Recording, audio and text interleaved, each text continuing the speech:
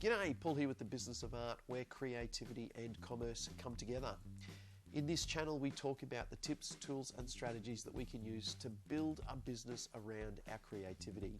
So if that's something that you're interested in, hit that subscribe button and the bell notification so you can be informed when new videos come out. Today's video is a little bit different in that it's a bit of an off-the-cuff raw video that I shot for a friend of mine. She is starting a new business as a private practicing counsellor and just reached out for a bit of advice around where to start with social media for that business. So I just threw my phone on, shot a quick video for her and sent it down. She actually came back to me and said that she found that really useful, and that got me thinking that there's a good chance that somebody else would probably find it useful as well. So here it is. This is the Business of Art. So a couple of things to think about. You know your clients, you know the type of people that they are. The first thing you need to think about is, where are those people hanging out? Are they on Facebook, Instagram, YouTube, Twitter,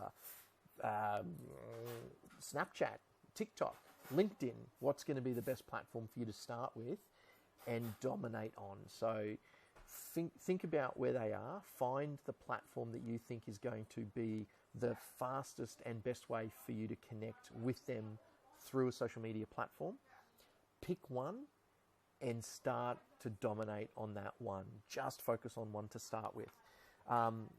That's not to say not to have a Facebook page and an Instagram page and all these things. Don't feel like you've got to be able to post 3 times a day on all of them. Pick one where you can communicate your best advice to your clients and dominate on that one platform. Focus on that one first and just push everything through there. You can share other stuff on other platforms, but just start with one so that it's just easy to do and it doesn't create way too much work for yourself. The next thing to think about is, how do you best communicate? And how are you best going to be able to present what it is that you do through that channel? So you might feel like you write better than you speak. So maybe it's blog posts or Facebook posts or whatever. So think about how it is that you are going to be able to most effectively get your value across to the people that are watching. I would actually recommend, for the work that you do, that you do video, because what you're trying to do is get people to come and talk to you face to face. So by presenting stuff on video, it means that you are going to be able to be right in front of them, and they're going to get a really quick sense of who you are and your energy and what you can give them. And I just think it would be the best way to go for you. If you're not familiar or comfortable with it, that's okay, because everybody starts that way. And the reality is that very, very few people are going to see the first 30 to 50 videos that you do. The important thing is that you can match the delivery system to something that's going to really help build your business. And I think because you're looking to bring people in and talk to you face to face, them being able to see you on a video and get a real sense of how you communicate would be an absolute key driver in helping people make that decision. So don't be afraid of that as a concept, and I'm happy to work with you to sort of get you through that initial fear or struggle if that's something that you have. The other reason I love video so much is that it actually gives you the ability to create content in all 3 communication forms. By having a video, you've got a visual medium. You can take that and rip the audio, and you can actually release that as a podcast just by itself. And you can transcribe the video and essentially have it as a written blog post. And so you can take the video and actually create the other 2 forms. Even if it's not something you want to do now, you've got the video there and you can do that later. And that's essentially what I'm doing with my YouTube channel, is I'll create a pillar piece of content once a week-ish. I'm trying to get to once a week. I will transcribe that. When I'm editing that, I'm actually also clipping little 1 or 2 minute grabs out of that to be other social media posts, and I'm transcribing it and then converting that transcription into a blog post for my website. So that's a lot of work, and I don't recommend that you start with that.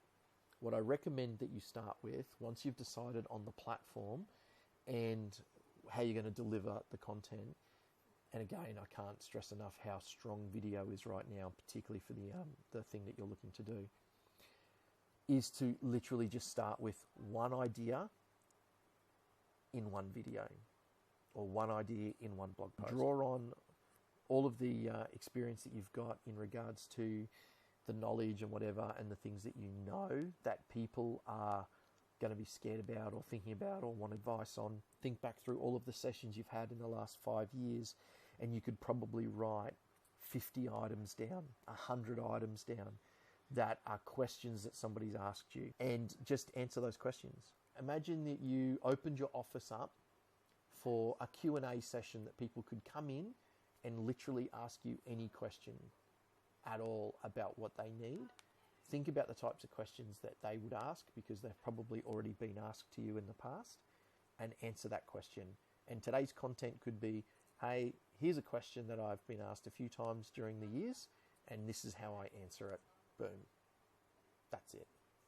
So don't overthink it. You have the knowledge, you have the skill, you've got within you enough information that you could create at least a post a day and help people. Don't be afraid to go with the idea that you're putting out some of your best value for free, because all that does is builds trust. And what people will then pay you for is access to you. All of the information that you have to share is going to be on the internet somewhere. If somebody actually wanted to go and search for it, they could. They might come and sit in your office, and they might ask you the exact same question.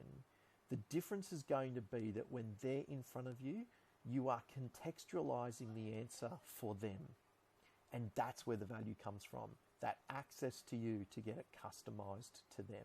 Don't feel like it's got to be overproduced. People are wanting value over production value.